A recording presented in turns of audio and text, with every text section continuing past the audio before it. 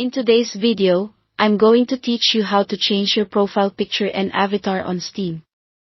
By the end, you'll know exactly where to go, what to click, and how to make your new look appear across your profile, friends list, and chat. Start by launching the Steam client and signing into your account. Once you're in, look to the top right corner of the window. You'll see your current avatar or your username there.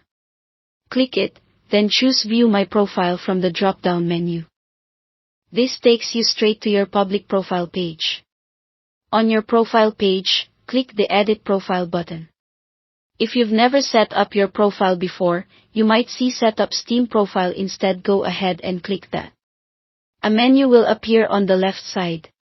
Select Avatar to open your avatar settings. This is where you can see your current picture, explore any available options, and make changes. You'll notice a section labeled Your Avatars. This is where Steam may show avatars you already have, including ones you might have earned from games or events. If you spot something you like there, select it to preview how it looks. This is the quickest route if you just want to switch to something you already own. If you'd prefer a custom image, click Upload Your Avatar. Choose a square picture from your computer. For the best result, make sure it's at least 184 by 184 pixels.